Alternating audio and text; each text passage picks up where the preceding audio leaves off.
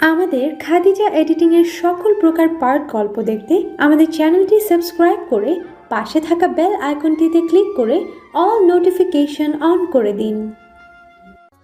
ইমাম সাহেব আসছেন আম্মাজান, ওদিকের কাজ শেষ, অপেক্ষা করছেন আপনার জন্য। ডাকবো ওনাকে? মীরা বাবার প্রশ্নে উত্তর দিল না, মৃদুভাবে মাথা নাড়িয়ে সম্মতি দিল শুধু। শওকত রহমান গলা উঁচু করে ডেকে ইমাম সাহেবকে রুমে আসতে বললেন। ইমাম সাহেবই প্রথম প্রবেশ করলেন। তার পেছন পেছন এক এক করে মীরার মা, ফুপু, ফুপা, রাজিয়া বেগম, উর্মি এবং রাইফের বড় চাচা চাচি সহ বয়োজ্যেষ্ঠ সম্মানিত ব্যক্তিগণ প্রবেশ করলেন। পিতার কাঁধ থেকে মাথা তুলে সোজা হয়ে বসল মীরা। বুকের বাঁ পাশে ধুকপুকানি বেড়ে গেছে হাজার গুণ, কেঁপে কেঁপে উঠছে বারবার। শরীরটাও কেমন ছিমিয়ে গেছে যেন। এই বোধ হয় নিতেই পড়বে শরীরটা। বয়োবৃদ্ধ ইমাম ইসলামী ধর্ম মোতাবেক বিয়ে পড়ানো শুরু করেছেন। সে সময় এসে যখন মীরাকে বলতে বললেন কবুল, মীরা দু চোখ বন্ধ করে কেঁপে উঠল। শওকত রহমান ঠাহর করলেন পাশে বসে থাকা আদুরে কন্যার অবস্থা। বরাবরের নেই শওকত রহমানের ভরসার হাতটা মীরাকে পেছন থেকে জাপটে নিল তৎক্ষণাৎ। কোমল কণ্ঠে নিচু আওয়াজে মীরাকে বললেন, আমার সাহসী আম্মাজান, ভয় নেই। আপনার আব্বাজান সবসময় আপনার পাশে ছিল, আছে এবং থাকবে। মীরা ছলছল নয়নে মুখ তুলে শওকত রহমানের পানে তাকালো। যতই চেষ্টা করুক অশ্রু লুকানো, কিন্তু ভেজা নয়ন স্পষ্ট বলছে মীরা কেঁদেছে, যার ছোঁয়া এখনো আঁখি পল্লবে লেগে আছে। শওকত রহমান মেয়ের মুখের পানে তাকালো। মুখে মুচকি হাসি লেপটে ঘাড় নাড়িয়ে চোখের পাতা একবার বন্ধ করে আবারও খুলল। পিতার নিকট থেকে সাহস পেল মীরা, কিন্তু ধূপপোকানি কমছে না কিছুতে। খাদিজা বেগম মেয়ের একটা হাত মুঠোয় নিলেন। মায়ের সংস্পর্শে মীরা এবার আর নিজের সংযত করতে পারলে না। গঙ্গিয়ে কেঁদে উঠল। হুড়মুড় করে ধেয়ে আসা অশ্রুগুলো চোখের কোল বেয়ে গড়িয়ে পড়ল। কান্নারত মীরা কাঁপা কাঁপা স্বরে জড়িয়ে যাওয়া কণ্ঠে মৃদু আওয়াজে বলল, কবুল। আলহামদুলিল্লাহ। জয়ধ্বনিতে শুকরিয়া আদায় করল সবাই। হাসি ফুটল সকলের মুখে। উর্মির হাতে রাখা মোবাইলটাতে ফোন কলে বর বেশে থাকা সাদা পাঞ্জাবি পরিহিত সুপুরুষটার মুখে অবিস্তর হাসি ফুটল তৎক্ষণাৎ। স্বস্তি পেল, শুকরিয়া আদায় করল। বুকের ভেতর পাথরের মতো বোঝা সৃষ্টি করে জমে থাকা কয়েকদিনের দীর্ঘশ্বাসটাও দু ঠোঁটে ফাঁক দিয়ে ছেড়ে দিল চোখ বন্ধ করে। খাওয়া দাওয়ার পর্ব শেষ করে চলে এসেছে বিদায় মুহূর্ত। মীরা ছোট্ট বাচ্চার ন্যায় অনবরত কান্না করে চলেছে শওকত রহমানের বুকে মাথা গুছে। একবার তো বলে ফেলেছে সে যাবেন এখান থেকে। শওকত রহমান সহ সবাই সবার মতো বুঝিয়ে যাচ্ছে, কিন্তু কিছুতে মীরাকে সামলানো যাচ্ছে না। নীরবে অশ্রুপাত করে পিতার বুক ভিজিয়ে ফেলেছে। শওকত রহমান আর নিজেকে খোলস আবৃত করে রাখতে পারেনি পরিবারের কেউই। বিদায় বেলায় হু হু করে কেঁদেছেন সকলে। রাইফের খোলা বারান্দায় রেলিং ধরে দাঁড়িয়ে আছে মীরা। আকাশে আজ মস্ত বড় চাঁদ উঠেছে। জলজল করে আলো ছড়িয়ে রাতের নিকষ কালো অন্ধকার দূর করেছে ধরণী থেকে। মীরার মুখটা উজ্জ্বল হয়েছে জ্যোৎস্নার রূপালী আলো। শিরশিরি হাওয়া এসে শরীর মন দুটোই জড়িয়ে দিচ্ছে মীরার। হালকা গোলাপি রঙের শাড়ি পরিহিত মীরার রাইফের সাথে প্রথম দেখা হওয়া থেকে শুরু করে বর্তমান সবকিছুই তার অকপটে ভেসে আসছে মনে। নিয়তি আজ ঠিক সেখানেই দাঁড় করিয়েছে মীরাকে, যেখানে সে রাইফকে স্নিগ্ধ ভরে দেখেছিল একদিন। ভাবুক, মীরা ভাবছে আর অনেক কিছুই। এই তো ঘণ্টাখানেক আগে যখন মীরা বধূ বেশের সিঁড়ি দিয়ে পাশাপাশি হেঁটে উপরে উঠছিল রাজিয়া বেগমের সাথে, হুট করেই রাইফ এসে মীরার বাম দিকটা দখল করেছিল সন্তর্পণে। মীরার সহিত পায়ে পা মিলিয়ে সামনে দৃষ্টি রেখে হাঁটছিল রাইফ। কান্না করার ফলে মীরার ফর্সা মুখ এবং চোখ দুটো লাল বর্ণের তখন। মীরার নিজ পরিবার ছেড়ে নতুন ঠিকানায় যেতে ভীষণ কষ্ট হচ্ছিল। নরম হৃদয়টা ছেদন হচ্ছিল মারাত্মকভাবে। অসার হয়ে আসা টালমাটাল পা দুটো যখন কোনো রকমে এগিয়ে যাচ্ছিল, তখনই রাইফের আগমন আরো বেশি ধড়াক করে তুলেছিল মীরার কোমল হৃদয়। রক্তিম হয়ে আসা চোখ দুটো তুলে আর দৃষ্টিতে একটু রাইফকে দেখে আবারও সামনে দৃষ্টি দিয়েছিল সে। রাইফ দাম্ভিকতার সহিত হেঁটে যাচ্ছে পাশে। কোনো হেলদোল নেই তার। ধ্যান জ্ঞান পুরোটাই সামনের দিকে। খুব একটা মাথা ঘামায়নি মীরা। স্বাভাবিকভাবে ছোট ছোট পা ফেলে চুপটি করে হেঁটে যাওয়া মীরা আচানক তার কনিষ্ঠ আঙ্গুলে কারো স্পর্শ পেয়ে চমকে উঠেছিল। পাশে ফিরে তাকাতেই রাইফের তীক্ষ্ণ নজর ভ্রু উঁচিয়ে সামনে তাকাতে হুকুম করেছিল সাথে সাথে। মীরা শুষ্ক অধরে দাঁত কামড়ে মাথাটা নুইয়ে নিয়েছিল তখনই। প্রচণ্ডভাবে কাঁপছিল মীরার হাত। টালমাটাল পা দুটো থেমে যাবে যে কোনো সময়। রাইফ বুঝেছিল মীরার কাঁপুনি। রাইফ তার খসখসে কনিষ্ঠ আঙ্গুল দিয়ে আঁকড়ে ধরা মীরার কোমল কনিষ্ঠ আঙ্গুলটা ছেড়ে দিয়েছিল তখনই। মীরা হাঁপ ছেড়ে বাঁচল এবার। চোখ বন্ধ করে স্বস্তির শ্বাস ফেলবে তখনই মীরার কোমল হাতটা শক্তপোক্ত হাতে বন্দী হয়েছিল। মীরার ছোট ছোট আঙুলে রাইফ আঙ্গুল গুজে দিয়েছিল মুহূর্তে। মীরার বন্ধ আঁখি দুটো আরো খিঁচে কুচকে গিয়েছিল ভেতরের দিকে, পা দুটো থেমে গিয়েছিল সাথে সাথে। মীরার এমন অবস্থা দেখে রাইফের বৃদ্ধাঙ্গুল মীরার হাতের উল্টো পাশে এদিক ওদিক বুলিয়ে দিচ্ছিল। সহজ করে তুলতে চেষ্টা করছিল সে। মীরার নরম হাতে শক্ত একটা চাপ প্রয়োগ করেছিল মীরার থমকে যাওয়া পা দুটোকে আবারও সচল করার উদ্দেশ্যে। মৃদুমন্দ বাতাসে সামনের ছোট চুলগুলো মীরার মুখে এদিক ওদিক খেলা করছে। গোলাকৃতির চাঁদের দিকে তাকিয়ে গভীর ভাবনায় আচ্ছন্ন হওয়া মীরা কপালের কাছে কারো স্পর্শ পেয়ে শিউরে উঠল। তড়িৎ গতিতে পাশে তাকাতেই রাইফকে দেখে বুকে জমা রুদ্ধশ্বাস ছেড়ে দিল। মীরার উড়ন্ত খোলা চুলগুলো কানের পিঠে গুজে দিল রাইফ। শ্যামবর্ণের মুখটা মীরার কানের কাছে এনেই ঠোঁটের কোণে অমায়িক হাসি ফুটিয়ে ভরাট গলায় বলল, জানো মীরা, তুমি আমাকে ওই চাঁদের আলোর মতোই আলোকিত করেছ। আমি আজ পূর্ণ মীরা। আমার লাজুকলতাকে পেয়ে আজ আমি সম্পূর্ণ। নিশুতি রাত, শান্ত শীতল পৃথিবী, হই হুল্লোড় নেই কোথাও। হঠাৎ দুই একটা গাড়ির হর্ন বাজছে, আবার কখনো বা শোনা যাচ্ছে ডানা ঝাপটে উড়ে যাওয়া পাখির কিচির মিচির ডাক। 5 তলায় অবস্থিত এক পথরুমের নিকষ কালো আধারে দুটো চোখ তাকিয়ে আছে সম্মুখে।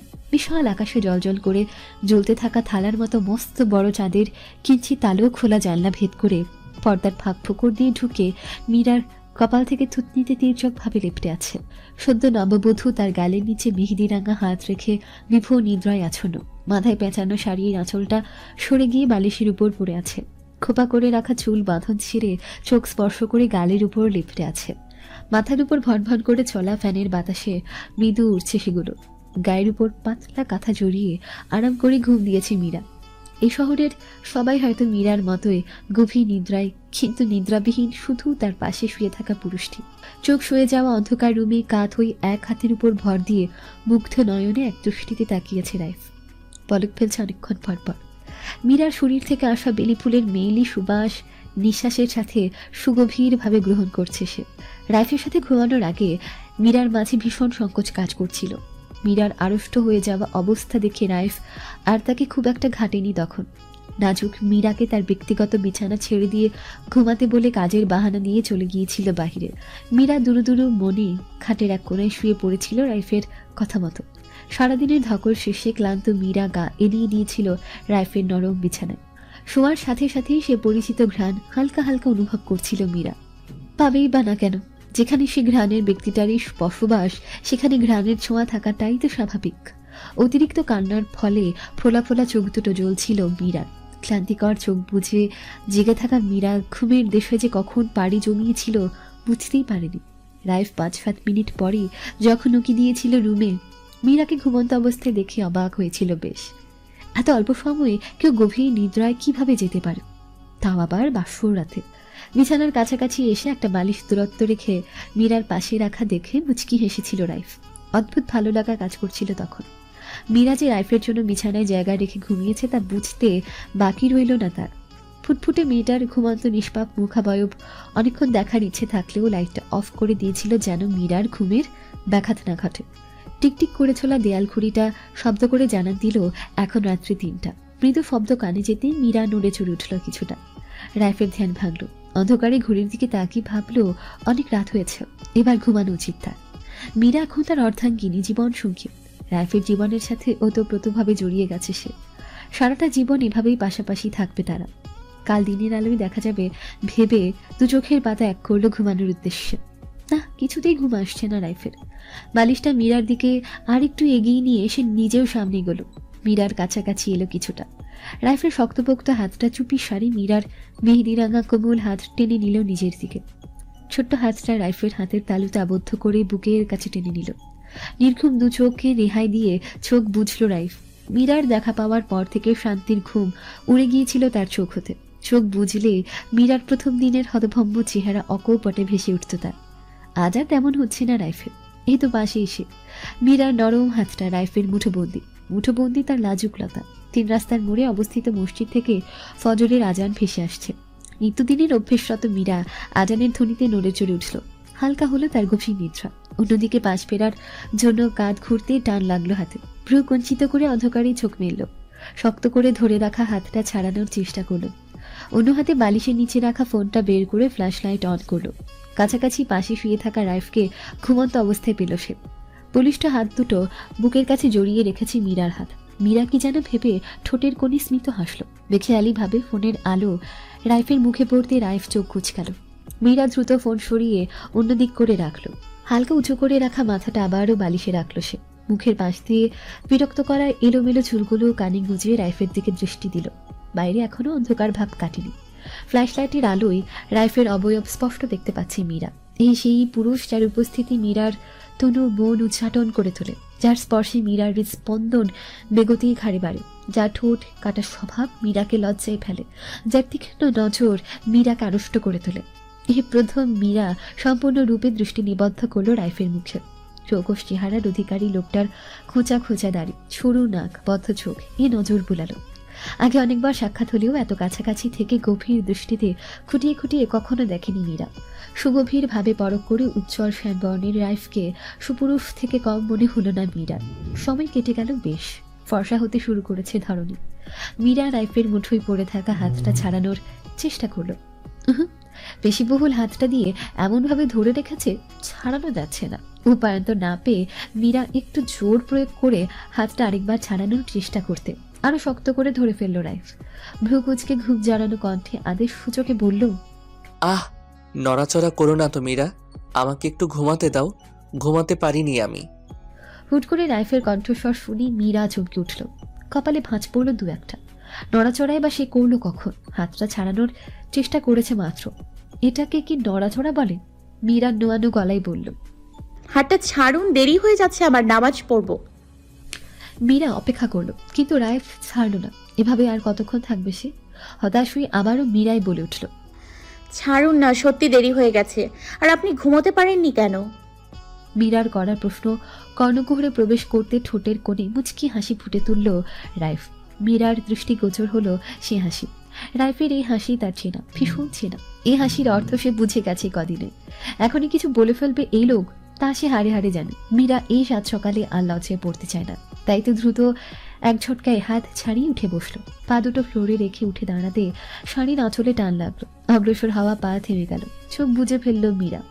শেষ রক্ষা তার হলো না আজকেও। রাইফ হাতে শাড়ির আঁচল কিছুটা পেঁচিয়ে মীরাকে কাছে টানলো। ঘুমু ঘুমু চোখ মেলে মীরাকে বলল, সদ্য প্রস্ফুটিত একটা ফুল যদি পাশে থাকে কি করে ঘুমাই বলো? তোমার মতো নিষ্ঠুর তো আমি নই যে বাসর রাতে ঘুমিয়ে যাব। কথাটা বলে উঠে বসে রাইফ মীরাকে ঘুরিয়ে নিল তার দিকে।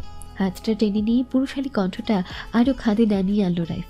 মীরার হাতটা নেড়ে চেড়ে স্মিত স্বরে বলল, তুমি আমার হৃদয় হরণ করেছো মীরা, অপরাধ করে ফেলেছ, কঠিন অপরাধ। তোমাকে যাবজ্জীবন কারাদণ্ড দণ্ডিত করা হলো আজ থেকে। রাইফ প্রেয়সীর হাতটা উপরে তুলে ধরল। মীরার এদিক সেদিক তাকানো দৃষ্টি থেমে গেল হাতে জলজলে করা হীরার ছোট্ট আংটিটাতে এসে। ভুল দেখছে না সে, রাইফ মাত্র পরিয়ে দিয়েছে তাকে। মীরার তনু মন আবারও কেঁপে উঠল। পিটপিট করে চোখ তুলে তাকাতে দেখল কাঁথা মুড়ি দিয়ে মাথা ঢেকে শুয়ে পড়েছে রাইফ। ঘড়ির কাঁটা 9:35। রৌদ্রোজ্জ্বল সকাল। মীরা মায়ের কোলে মাথা রেখে জাপটে ধরে আছে খাদিজা বেগমকে। কিছুক্ষণ আগে এসেছে নিজ নীরে। বিয়ের পর গুনে গুনে 3 দিন অতিবাহিত হয়েছে। বৌভাতের দিন নিজ পরিবারের সাথে দেখা হলেও আত্মতুষ্টি মেলেনি মীরা। কদিন রাইফের দুষ্ট মিষ্ট সংকোপে সময় কাটলেও পরিবারের কথা ভেবে ঠিকই বুকটা হু হা করে উঠেছিল তার। আজ সকালে হুট করে ড্রয়িং রুমে যখন শওকত রহমানের উপস্থিতি দেখছিল রাইফের সাথে, শ্বশুরবাড়ির কথা 7-5 না ভেবে দূর এসে আব্বাজানকে জাপটে ধরেছিল মীরা। বাঁধ ভাঙা চাপা কান্না হু হু করে নীরবে অশ্রুপাত করেছিল বাবার বুকের মাঝে মাথা রেখে। শওকত রহমান বাবার স্নেহে সামলে নিয়েছিলেন মেয়েকে। রাজিয়া বেগম বুঝেছিলেন এই কান্নার মানে।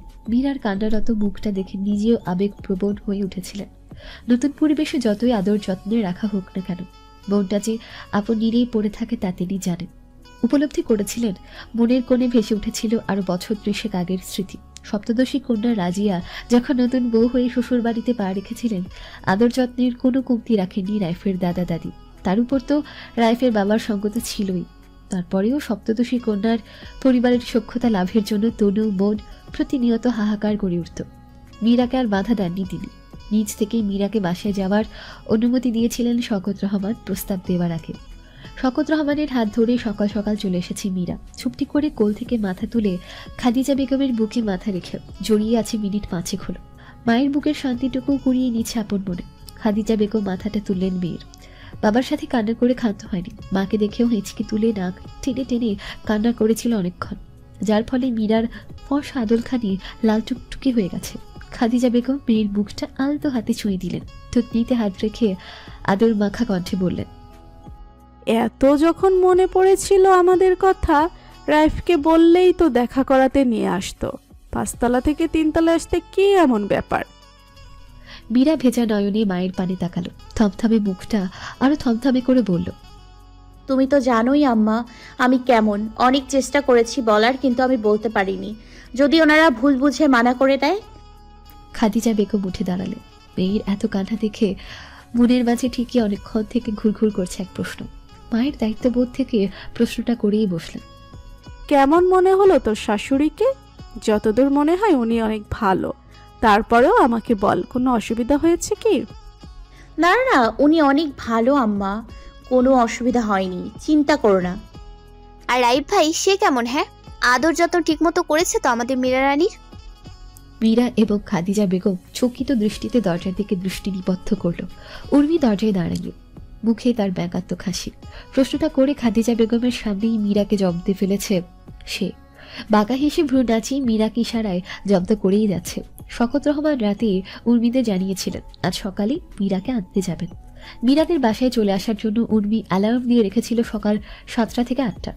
10 মিনিট পর পর তুমুল বেগে চলা অ্যালার্মের শব্দ ঘুম কাতুরে উর্মিকে তুলতে সক্ষম হয়নি।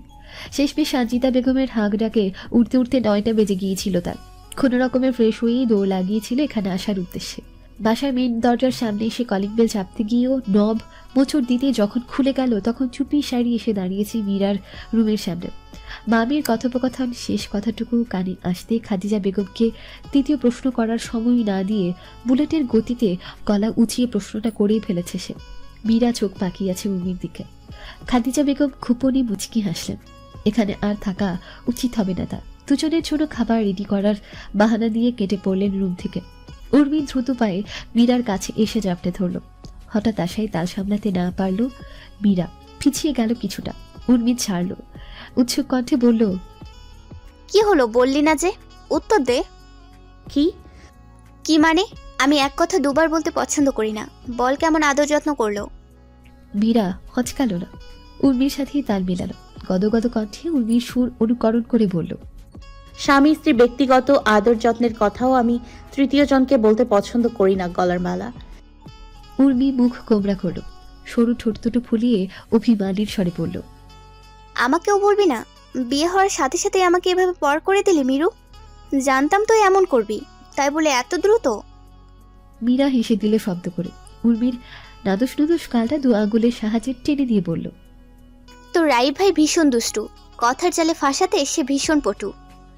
উর্মি মীরার কথার পরিপ্রেক্ষিতে মুখ খুলে বলবে, আর আদর যত্নে কেমন পটু? তার বলতে দিল না মীরা। হাত ধরে টেনে তুলল উর্মিকে, তাগদা দিল সাথে আসার জন্য। আজ মায়ের হাতের সুস্বাদু খাবার খাবে পেট ভরে। সন্ধে নেমেছে পৃথিবীতে। পড়ার টেবিলে বই মুখ গুজে পড়ছে মীরা। উর্মি অলসভাবে বিছানায় শুয়ে ফোন ঘাটছে। এমন সময় কলিং বেল বাজল পরপর 2 বার। তৃতীয়বার কলিং বেল বাজতে মীরা বিরক্তি ভরা চোখে উর্মির দিকে তাকালো। শুয়ে আছে তবুও উঠছে না উর্মি। মীরা তাগদা দিল দরজা খোলার জন্য। উর্মি হেলে দুলে উঠে বসছে, তখনই বাইরে খাদিজা বেগমের কণ্ঠস্বর শুনে মনের বিপরীতে উঠে বসা উর্মি আবারও থপ করে শুয়ে পড়ল। মামি উঠে গেছে মানে উনি দরজা খুলবে, তার আর যাওয়ার প্রয়োজন নেই। মীরা আবারও ধ্যান দিল পড়ায়।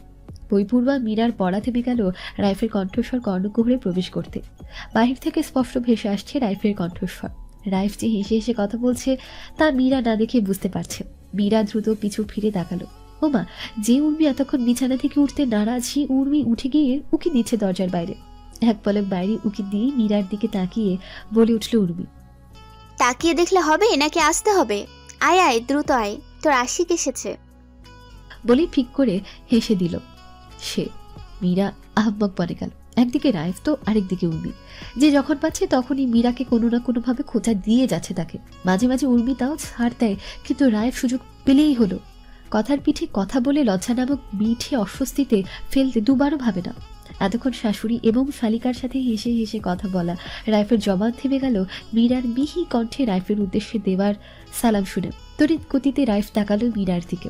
এই প্রথম মীরা তাকে সালাম দিয়েছে। স্বামীর সম্মান যেন স্পষ্ট উপলব্ধি করছে রাইফ।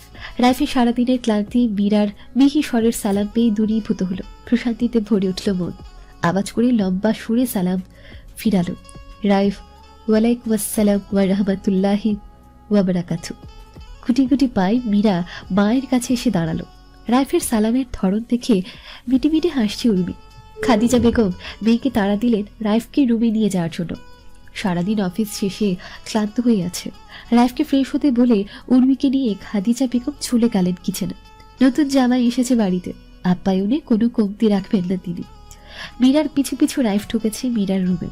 ঘাড় ঘুরিয়ে মীরার পুরো রুমে চোখ বুলালো। আজকে প্রথম মীরার রুমে এসেছে রাইফ। বেশ পরিপাটি গুছানো রুম। সখী জিনিসপত্র গুছিয়ে রেখেছে পুরো রুম জুড়ে।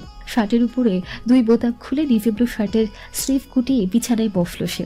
মীরা সুইচ টিপে ফ্যান অন করে বেরিয়ে যাবে, তখনই রাইফ ডেকে উঠল মীরার নাম ধরে। মীরা থামলো, ঘাড় ঘুরিয়ে প্রশ্নোত্তর দৃষ্টিতে চাইল। রাইফ ইশারায় কাছে ডাকলো। মীরা ছোট ছোট পা ফেলে এগিয়ে এলো রাইফের দিকে। মিনমিন করে ছোট্ট আওয়াজে বলল, চা আনি আপনার জন্য? পরে এদিকে আসো, কাছে আসো, দূরে দাঁড়িয়ে কেন? আসো, বসো। মীরা খানিক দূরত্ব রেখে বসলো রাইফের পাশে। রাইফের তর সইল না। সারাদিন অফিসের ধকল শেষে বিয়ে করা বউ যদি দূরে গিয়ে বসে, সারাদিনের ক্লান্তি দূর হবে কিভাবে? দূরত্ব ঘুচালো। মীরার বাহুর সহিত রাইফের বাহু ছুঁই ছুঁই অবস্থায় এমন ভাবে বসলো। কোলের উপর রাখা মীরার মুঠো করে রাখা হাতটা টেনে নিজের কাছে নিল। খানিক নেড়ে চেড়ে প্যান্টের পকেট থেকে বেলি ফুলের মালা বের করে পরিয়ে দিল মীরার হাতে। সাদা বেলির মাঝে লাল গোলাপ ভীষণ সুন্দর লাগছে দেখতে। মীরার ভালো লাগা কাজ করলো। মুচকি হাসিয়ে স্থান করে নিল ঠোঁটের কোণে। রাইফের হাত থেকে হাত ছাড়িয়ে নাকের কাছে হাত দিয়ে সুবাস নিল গম্ভীর শ্বাস গ্রহণ করে। গোলাপ বেলির মিঠে সুবাসে মন প্রাণ তাজা হলো মীরা। রাইফ অনিমেষ দৃষ্টিতে দেখে যাচ্ছে মীরাকে। পিটপিট চোখে মীরা রাইফের দিকে তাকালো। ঘ্রাণটা অনেক সুন্দর। তৃপ্তির হাসি ফুটল রাইফের মুখে। সহজ হতে শুরু করেছে মীরা। মীরার বলা কথাই রাইফের ভরাট কণ্ঠের ছটপট জবাব। আমার ফুলটাও অনেক সুন্দর, তার ঘ্রাণের থেকেও 1000 গুণ বেশি প্রখর। রন্ধ্রে রন্ধ্রে প্রবেশ করে, নেশা সৃষ্টি করে, মাদকতায় ছড়িয়ে যায় আমার ভেতর বাহির। ছুঁয়ে দেওয়ার ইচ্ছেগুলো হামলে পড়ে, শক্ত করে বক্ষ পিঞ্জরে আবদ্ধ করতে মরিয়া হয়ে ওঠে। মীরা দৃষ্টি নুয়ে ফেলল। রাইফের ইশারা যে তার দিকে স্পষ্ট বুঝতে পারছে সে। শব্দবিহীন উঠে দাঁড়ালো। গুটি গুটি পায়ে রাইফকে অতিক্রম করে দরজার কাছে এলো। মাথায় দেওয়া ওড়নাটা সরিয়ে হাতের বেলি ফুলের মালাটা খোপায় পেঁচিয়ে মাথায় ওড়না টেনে ছুটল কিচেনে। এখানে যতক্ষণ থাকবে ততক্ষণই রাইফ যে তাকে ছাড়বে না তা মীরার ঢের জানা। কিন্তু আসলেই কি লুকাতে পারবে? পবিত্র সম্পর্ক যেখানে বন্ধন সৃষ্টি করেছে, সেখানে পূর্ণতা না পেলে যে বেমানান, চোখ লাগার মতোই বেমানান। নতুন জামাতার আগমনের খবর শুনে ভাইয়ের বাসায় ছুটে এসেছেন সাজিদা বেগম। একমাত্র ভাতিজিকেও দেখতে তার মন আঁকু পাকু করছিল সকাল থেকে। এসে খাদিজা বেগমের সাথে লেগে পড়েছেন রান্নাবান্নায়। শওকত রহমান বাজার করে এনেছেন ব্যাগ ভরে। আপাতত গরুর গোশত আর কাবাবের লোভনীয় সুস্বাদু ঘ্রাণ মৌ মৌ করছে পুরো বাসায়। নিজ রুমে বসে থাকা শওকত রহমান হাঁক ছুটালেন উচ্চ আওয়াজে। ডেকে উঠলেন প্রিয় সহধর্মিনীকে। খাদিজা বেগম আসলেন। খর্মাক্ত মুখ শাড়ির আঁচলে মুছে তাগদা দিলেন কি জন্য ডেকেছে সেটা বলতে। শওকত রহমান পাশে বসালেন। ফোনটা হাতে নিয়ে বাড়িয়ে দিলেন স্ত্রীর দিকে। রাইফের আম্মাকে ফোন দিয়ে আসতে বলো, সবাই আছে, উনিও আসুক। একা একা কি করবে বাসায়? হ্যাঁ হ্যাঁ দেন, তাড়াতাড়ি কল দেন। কয়েক সেকেন্ডের ব্যবধানে কল রিসিভ হলো। রাজিয়া বেগমের সহিত খাদিজা বেগম কুশলাদি বিনিময় করলেন খোশ মেজাজে। অনুরোধের সুরে বাসায় আসার আমন্ত্রণ জানালেন, কিন্তু রাজিয়া বেগমের ইচ্ছে থাকা সত্ত্বেও আসতে পারবেন না বলে জানিয়ে দিলেন। হাঁটুর ব্যথা চরম আকারে বৃদ্ধি পেয়েছে তার। রেস্ট করেছেন শুয়ে শুয়ে। না আসতে পারার জন্য ক্ষমাও চেয়ে নিলেন বিনীত স্বরে। মীরার হাতের চা খাওয়ার সৌভাগ্য আর হয়নি রাইফের। হবে কি করে? নববধূ মীরাকে যেভাবে কথার জালে জব্দ করে যাচ্ছে একের পর এক, সামনে মুখ দেখানোর মতো আর সাহস পায়নি মীরা। প্রখর জ্ঞান সম্পন্ন রাইফও জানি মীরা আর আসবে না। লজ্জাবতী লতার ন্যায় চুপসে যাওয়া মীরার ছোট্ট কোমল হৃদয়ে যে এখন তুখর গতিতে ডামাডোল বাঁচে তা সে খুব ভালো করেই জানে। রায় ফ্রেশ হয়ে গা এলিয়ে দিয়েছে বিছানায়। তার ক্লান্ত দেহ মীরার নরম বিছানা পেয়ে প্রশান্তিতে চোখ বুজে নিল। খুব বেশি সময় লাগলো না, মুহূর্তে গভীর ঘুমে তলিয়ে গেল রাইফ। একটু আগে রাইফের কথার বাণী বিদ্ধ হওয়া মীরা ঘুরঘুর করছে কিচেনে, খাদিজা বেগমের আশেপাশে। কাজ না থাকা সত্ত্বেও একবার এটা ধরছে তো আরেকবার ওঠা। ব্যস্ত হাতে কাজ করা খাদিজা বেগমের চারপাশে ঘুরঘুর করাতে তার মাথা ঘুরছে। বিরক্তি ভরা চোখে তাকালেন তিনি। মীরাকে ধমকে উঠলেন কিঞ্চিত। মেয়েকে স্থির থাকতে বলে রুমে গিয়ে রাইফের কি লাগে দেখতে বললেন। মীরা তো যাবে না কিছুতে। এমন পরিস্থিতির পর কিভাবে যাবে মীরা রাইফের সামনে? রাইফের কাছ থেকে গাল ঢাকা দিতেই তো এখানে ঘুরঘুর করছে, আর উনি কিনা বলে রাইফের কাছে যেতে। অসম্ভব। এখন যাওয়া মানে আরেকবার উনার বেফাঁস কথায় কান গরম হওয়া। মীরা আমতা আমতা করলো, মিনমিন করে বলল, ওনার মনে হয় কিছু লাগবে না আম্মা। লাগবে না মানে কি? নিয়ে যা। মীরা মাথা চুলকালো, ইনিয়ে মিনিয়ে বলল, চা খাবে না? কি খাবে?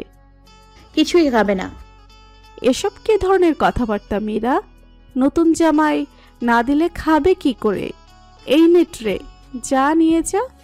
মীরা যে আজ কঠিন বিপদে পড়েছে তা একদম হাড়ি হাড়ি টের পাচ্ছে। রাইফের বলা এক একটা কথা যে তার ভেতর কম্পন সৃষ্টি করে তা তো আর কেউ জানে না।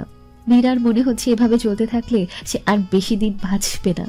এমন দুরু দুরু বুকে ভয় ভয় আর কত দিনই বা থাকা যায় দুনিয়ায়? রাইফের হুটহাট কাজে মীরার হৃদস্পন্দন থেমে যায় তো কখনো বেগতিকভাবে চলে। কথা দিয়ে এমন, কাজে কর্মে না জানি কেমন হবে এটা ভেবেই দিশেহারা আসে। কঠিন শঙ্কায় মীরা কবে জানি হার্ট অ্যাটাক করে বসে রাইফের এমন আচরণে। এলোমেলো চিন্তা মনের মাঝে চাপা দিয়ে দুরু দুরু বুকে নিজ রুমে উকি দিল মীরা। ওই তো বিছানায় উপর হয়ে শুয়ে আছে রাইফ। মীরার কপালে খানিক চিন্তার ভাঁজ পড়ল। এ কয়দিনে রাইফকে সন্ধ্যার পর কখনো ঘুমোতে দেখেনি সে।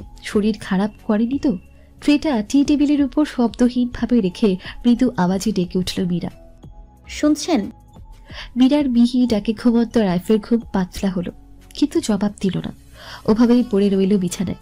জড়তার সাথে কথা বলা মীরা আরেকটু এগিয়ে এলো, কণ্ঠে উৎকণ্ঠা মিশিয়ে ডেকে উঠল পুনরায়, এই যে শুনছেন, আপনার কি শরীর খারাপ? রাইফ যেন এটারই অপেক্ষায় ছিল। ঘুম ভেঙে গেল পুরোপুরি। বালিশে গুজে দেওয়া মুখটায় ফুটে উঠল দুষ্টু বাঁকা হাসি। নড়াচড়া না করে ওভাবে ঘুম জড়ানো কণ্ঠে জবাব দিল রাইফ, ব্যথা, বুকের বাপাশে ব্যথা, তোমায় কাছে না পাওয়ার প্রচন্ড ব্যথা। রাইফের নিচু স্বরে বলা কথার সেই অংশটুকু শুনতে পেল না মীরা। যতটুকু শুনল তাতে ব্যথা শব্দটা শুনে ধরে নিল রাইফের সত্যি সত্যি শরীর খারাপ। মীরা উৎকণ্ঠিত হলো, ব্যস্ত কণ্ঠে শুধালো, কোথায় ব্যথা? মেডিসিন দিব? দেই একটা? তড়িৎ গতিতে মাথা উঁচু করে তাকালো রাইফ। মুখে তার বিস্তর হাসি। কপালে পড়ে থাকা এলোমেলো চুলগুলো এক হাতের সাহায্যে গুছিয়ে নিয়ে উঠে বসলো ধীরে সুস্থে। মীরার মুখ বরাবর মুখ এনে চাপা আওয়াজে বলল, মেডিসিন লাগবে না মীরা, বুকে আসো। বিশ্বাস করো, কোনো ব্যথা থাকবে না, একটু না। অ্যান্টিবায়োটিক তুমি, ভিটামিন, ব্যথানাশক সব তুমি।